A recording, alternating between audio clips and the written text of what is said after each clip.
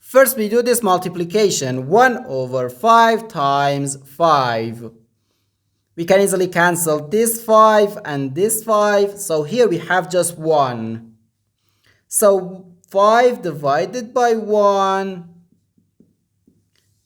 gives us 5. But this answer is not correct, because according to the order of operations, multiplication and division have equal priority and we have to work from left to right. So here, first we have to do this division, then this multiplication. If we do this multiplication before this division, it is wrong.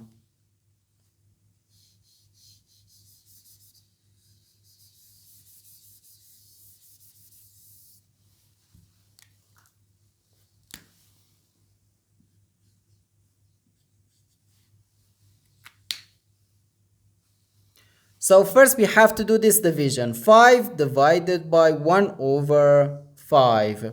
According to the KCF rule, K stands for keep, C stands for change, and F stands for flip. We can write keep the first fraction, change division to multiplication, and flip the second fraction.